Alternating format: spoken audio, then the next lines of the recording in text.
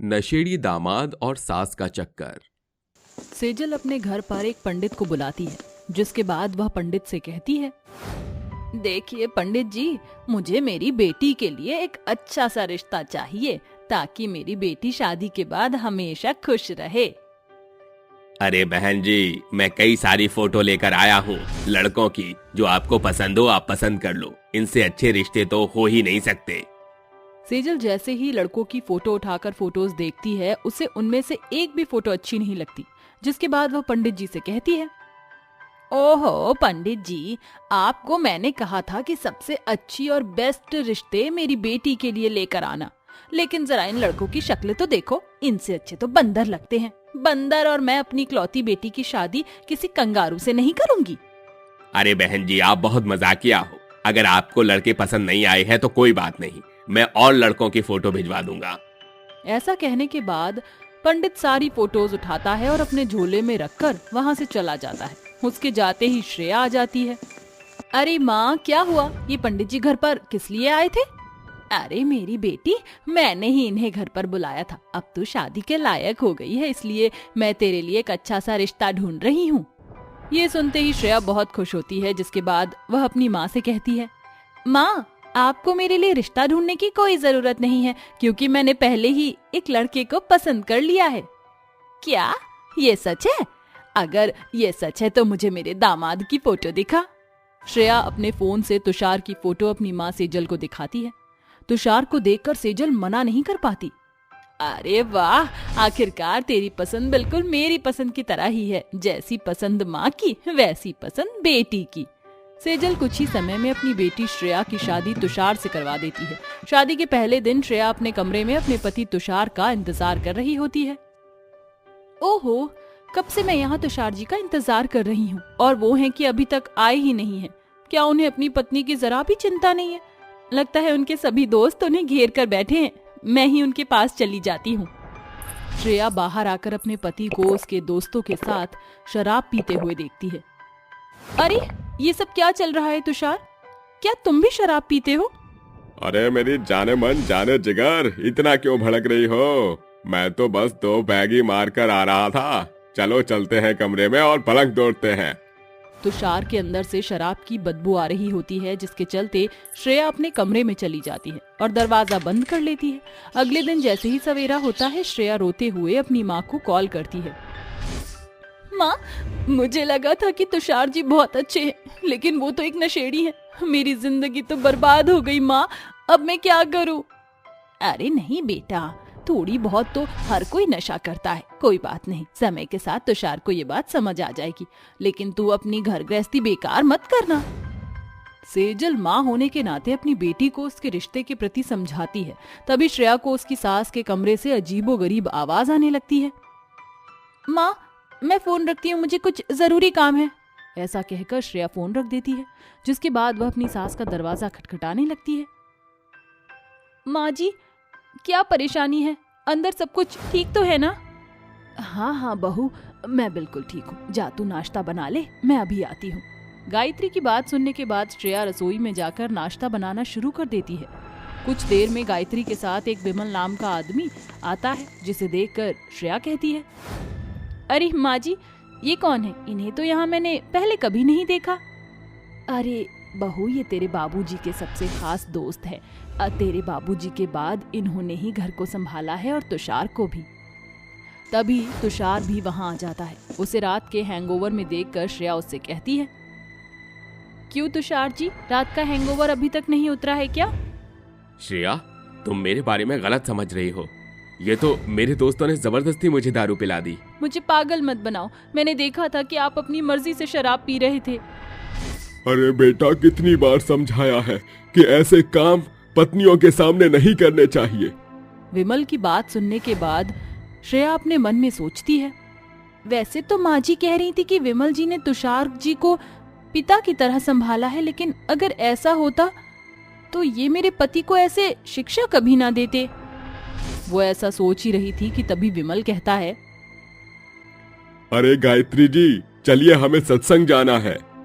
आज मेरी शादी का पहला दिन है और मेरी पहली रसोई। माँ जी, आप मुझे ऐसे ही छोड़कर कहाँ जा रही हो? अरे बहू, मैं इन सभी प्रथाओं को नहीं मानती। तुझे जैसे इस घर में रहना है तू रह सकती है। वैसे सत्संग जाना बहुत जरूरी है, क्योंकि मैंने मेरे बेटे तुषार के लिए एक मन्नत मांगी थी। ऐसा कहने के बाद गायत्री विमल के साथ चली जाती है, जिसके बाद श्रेया घर के सारे काम कर लेती है। देखते ही देखते शाम हो जाती है और ना तो गायत्री का कोई अता पता होता है और ना ही उसके पति तुषार का। आखिर ये सब क्या चल रहा है, मुझे कुछ समझ नहीं आ रहा। एक तरफ मेरी सास मेरी पहली रस्म वाले दिन ही मुझे छोड़कर चली गई, तो दूसरी तरफ तुषार जी का कोई अता पता नहीं है। तभी तुषार नशे की हालत में घर आ जाता है। मुझे पीने का शौक नहीं, पीता हूँ गम भुलाने को। झूम बराबर झूम शराबी, झूम बराबर झूम, दो घूट पिला दे साथिया, बाकी मेरे पे छोड़ दे। तुषार की ऐसी हालत देखकर श्रेया को बहुत तेज गुस्सा आता है। इसका मतलब आपने मुझसे धोखे से शादी की है, आप पहले से ही शराबी हो, मुझे तो यकीन ही नहीं होता। तभी वहाँ पर गायत्री भीगी हुई साड़ी में आ जाती है। उसकी भीगी हुई साड़ी देखकर श्रेया उससे पूछती है, मेरे निकम्मे नशेड़ी पति का तो मुझे पता चल गया है कि वह नशेड़ी है, लेकिन इतनी देर से आप कहाँ थी और ये आपकी साड़ी भीग कैसे गई? कुछ नहीं बहू, तू गलत समझ रही है। मैं तो सत्संग में थी, वहाँ पानी के अंदर डुबकी लगा रही थी। सत्संग के अंदर कब से पानी या नदी होने लगी माँ जी? आप मुझसे झूठ बोल रही हो। श्रेया ये कही रही थी कि तभी वहाँ पर एक लड़की आती है और तुषार से कहती है, ओ डार्लिंग, तुम अपना ये कोट मेरे पास ही छोड़ गए थे, ये लो, आज का दिन बहुत सुहाना था। ये कहने के बाद वो वहाँ से चली जाती है। तभी श्रेया की नजर विमल के चेहरे पर पड़ती है। उसके चेहरे पर गायत्री की लिपस्टिक लगी होती है। हे भगवान, ये मैं कहाँ आकर फंस गई। एक तरफ मेरा पति नशेड़ी और दूसरी तरफ मेरी सास का चक्कर उन्हीं के स्वर्गीय पति के दोस्त के साथ चल रहा है। ओह नो, इसका मतलब तुम्हें हमारे चक्कर के बारे में पता चल गया? ये तुम क्या कह रही हो बहू? ऐसा कुछ नहीं है, मैंने बिल्कुल सही समझा है। आप दोनों ने ही मुझे धोखा दिया है। तुषार ने मुझसे प्यार का, शादी का झूठा नाटक किया और शरीफ होकर मुझसे शादी कर ली। वहीं दूसरी तरफ आपको जरा भी शर्म नहीं आई इस उम्र में अपना किसी गैर मर्द के साथ चक्कर चलाते हुए। ये सुनकर गायत्री रोने लगती है। अरे बहू, अब मैं तुझे क्या बताऊं? तेरे पिताजी के जाने के बाद मैं बहुत अकेली हो गई, जिसके बाद विमल जी ने ही मेरा साथ दिया और मुझे संभाला। ये सब तो मुझे दिख रहा है कि विमल जी ने आपको कितनी अच्छी तरह संभाल रखा है। श्रेया, मुझे माफ कर दो, आज के बाद मैं कभी शराब नहीं पीऊंगा। ये तो आपने मुझे कल रात को भी कहा था, लेकिन जब आप पहली बात पर ही नहीं कायम रहे तो आगे क्या रहेंगे? मैं अब इस घर में और नहीं रह सकती, मैं अपनी माँ के पास वापस जा रही हूँ।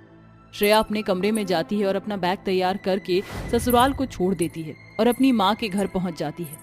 अपनी माँ के घर पहुँचने के बाद वह अपनी माँ को अपनी सारी परेशानी बताती है, जिसे सुनने के बाद सेजल अपनी बेटी को अपने पास ही रखती है और उसे वापस ससुराल नहीं भेजती।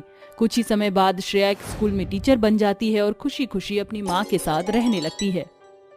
अरे क्या बताऊं बहन, मैं तो बिल्कुल भी नहीं चाहती कि मेरे छोटे बेटे की बहू भी मेरी बड़ी बहू की तरह आए, बिल्कुल काली और दिखने में बदसूरत। अब ये तो किस्मत की बात है शकुंतला बहन, जो किस्मत में होता है वही मिलता है। हाँ हाँ, अब तुम भी जले पर नमक डाल लो।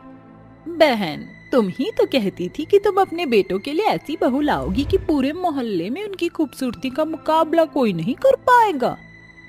सोचा तो कुछ ऐसा ही था, लेकिन बहन मेरे करम फूट गए जो मैं दहेज के लालच में आ गई। वैसे भी दहेज में भी कुछ नहीं मिला मुझे मेरी काली बहू से।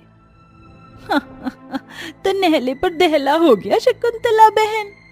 वे दोनों आपस में बातें कर ही रही होती हैं कि तभी वहाँ भूमिका आ जाती है। माँ जी, ये लीजिए चाय। अरे बहू, तूने चाय में इतनी सारी पत्ती क्यों डाली है? चाय बिल्कुल काली हो गई है, जैसे तेरा रंग काला है। माँ जी, अब गोरे और काले लोगों में इतना फर्क क्यों करती हो? भगवान के बनाए हुए दो ही रंग हैं, एक गोरा और एक काला, और दोनों ही अनमोल रंग हैं माँ जी। हाँ हाँ बहू, जा अब घर का काम कर ले, बहुत देर से भाषण देती जा रही है। भूमिका वहाँ से चली जाती है, जिसके बाद वो घर के कामों में लग जाती है। अरे शकुंतला, बहुत हो गई बातें। वैसे मेरी नजर में एक लड़की है जिसकी जोड़ी तेरे छोटे बेटे के साथ बहुत अच्छी लगेगी। अच्छा, अगर ऐसी बात है मर्जानिया, तो पहले क्यों नहीं बताया? जल्दी बता, वो सुंदर लड़की आखिर कौन है? अरे उसका नाम गरिमा है और बहुत खूबसूरत भी है। ठीक है बहन, तो तू जल्दी से जा और मेरे बेटे के रिश्ते की बात उस सुंदर लड़की से चला। जितनी जल्दी हो, मैं तो अपने बेटे की शादी करना चाहती हूँ। माला शकुंतला की बात सुनकर अपने घर जाने के लिए निकल जाती है, जिसके कुछ ही दिनों बाद नूपुर का रिश्ता गरिमा से हो जाता है। शादी के बाद शकुंतला गरिमा का गृह प्रवेश करती है।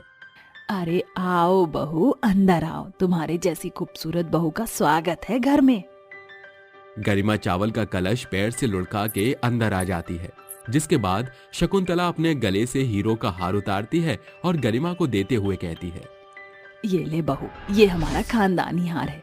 इसे वैसे तो बड़ी बहू के गले में होना चाहिए था, लेकिन मेरी बड़ी बहू बहुत काली कलूटी है, उसके काले गले में ये हीरो का हार अच्छा नहीं लगेगा। इस हार को तो तुम्हारे जैसी सुंदर और गोरी गले की शोभा बढ़ाने में ही काम आना चाहिए। ओह गॉड, मेरी सास कितनी प्यारी हैं, मुझे तो यकीन ही नहीं होता।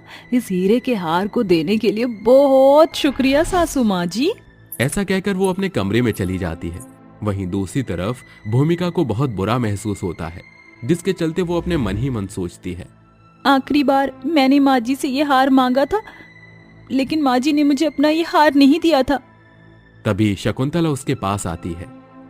अरे बहू, तू ये क्या कर रही है? अरे किसी ने भी कुछ नहीं खाया है, कुछ खाने के लिए ही बना ले। कहीं तो हमारे मेहमानों को भूखा भेजने के बारे में तो नहीं सोच रही? नहीं माँ जी, ऐसी बात नहीं है, आप गलत सोच रही हो। मैं अभी सबके लिए कुछ खाने के लिए बना देती हूँ।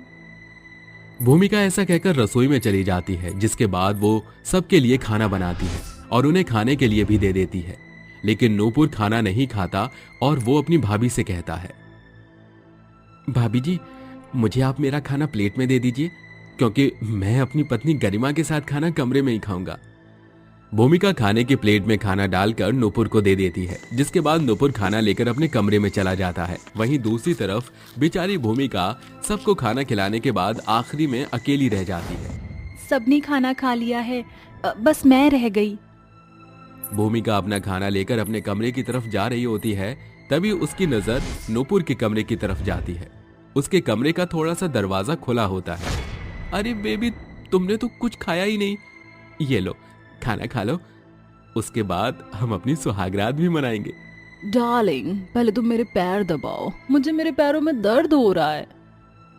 अरे हाँ हाँ, क्यों नहीं। भूमिका को ये सब देखकर बहुत अच्छा लगता है। अरे वाह, हमारे देवर जी तो बहुत ही अच्छे, अपनी पत्नी का कितना ख्याल है इन्हें। चलो अच्छी बात है, अब मुझे कमरे में जाना चाहिए। भूमिका खाना लेकर अपने कमरे में चली जाती है, जहाँ उसका पति बहुत ही गुस्से में बैठा होता है। ये क्या हाल मचा रखा है तुमने इस कमरे का? अरे घर में रहकर तुम्हें कोई काम दिखाई नहीं देते हैं क्या? ऐसा कहकर वो उसके बाल पकड़ लेता है, जिसकी वजह से उसके हाथों से खाने की थाली भी गिर जाती है। अजी छोड़ दीजिए मेरे बाल, मुझे बहुत दर्द हो रहा है। मैं बाकी के कामों में बिजी थी, इसलिए अपने कमरे की सफाई नहीं कर पाई। अभी के अभी पूरा का पूरा कमरा मुझे साफ चाहिए। पता नहीं तुम्हारी जैसी काली कलूठी लड़की की शादी मुझसे कैसे हो गई। मैं पूरा कमरा साफ कर दूंगी, लेकिन आप मेरे बाल छोड़ दीजिए। राजीव उसके बाल छोड़ देता है, जिसके बाद बेचारी भूमिका पूरी रात भर अपने कमरे की साफ सफाई में लगी रहती है और अपनी किस्मत पर रोने लगती है। आखिर क्यों मेरे साथ ऐसा हो रहा है? मैंने कभी किसी का बुरा नहीं चाहा। अगले दिन जैसे ही सवेरा होता है, उसकी सास गरिमा की बहुत तारीफ करती है और भूमिका को नजरअंदाज करती है, जिसकी वजह से भूमिका को और भी बुरा लगता है। धीरे धीरे काफी समय निकल जाता है, जिसकी वजह से दिन प्रतिदिन गरिमा बहुत घमंडी हो जाती है। एक दिन वो अपनी सहेलियों को अपने घर बुलाती है और उनके साथ शराब पीने लगती है। अरे जितनी भी पी लूं उतनी ही कम लगती है। तभी वहां पर भूमिका आ जाती है। अरे गरिमा, ये क्या हालत बना रखी है तुमने? बस करो, और कितनी शराब पियोगी? दूर रहो, मुझे छूने की कोशिश मत करना अपने इन काले हाथों से। हो गॉड, तुम काली कलूटी उसे अकेला क्यों नहीं छोड़ देती हो? इसकी शक्ल देखते ही उल्टी करने का मन कर रहा है मेरा। जब ये सब शकुंतला देखती है तो उसे बहुत बुरा महसूस होता है। अरे गरिमा बहू, तुमने अपनी ये क्या हालत बना रखी है? ओहो, हमारी पार्टी खराब करने ये बूढ़ी औरत भी यहाँ आ गई। चली जाओ यहाँ से। शकुंतला की आंखों में आंसू आ जाते हैं। माँ जी आप रोइए मत, सब कुछ ठीक हो जाएगा। ये मेरी ही वजह से हुआ है बहू। तुम्हारे काले रंग के पीछे मैंने तुम्हारी भलाई को हमेशा नजरअंदाज किया, लेकिन तुम बहुत अच्छी हो और गरिमा को अपनी खूबसूरती का बहुत घमंड है। अगर मैंने उसे अपने सिर पर नहीं बिठाया होता तो ऐसा कभी नहीं होता। तुम बेशक काली हो, लेकिन तुम्हारा दिल बहुत साफ है बहू। सब कुछ ठीक हो जाएगा माँ जी, बस आपको मेरी बात माननी होगी। अगले दिन से शकुंतला एक सख्त सास बन जाती है और घर के सभी काम गरिमा से करवाना शुरू कर देती है। माँ जी, आप मुझसे काम क्यों करवा रही हो? तमीज से बात करो बहू, ये तुम्हारी जेठानी है। अगर आज के बाद तुमने भूमिका से इस तरह बात की तो मैं हमेशा के लिए तुम्हें यहाँ से तुम्हारे घर भेज दूंगी। उस दिन के बाद से गरिमा बहुत हद तक सुधर जाती है और वो अपनी जेठानी भूमिका के साथ अच्छे से बर्ताव करने लगती है। देखते ही देखते शकुंतला की वजह से अब भूमिका की इज्जत उसका पति और घर के बाकी सदस्य भी करने लगते हैं। ये सब देखकर भूमिका बहुत खुश होती है और अपने जीवन में खुशी खुशी रहने लगती है।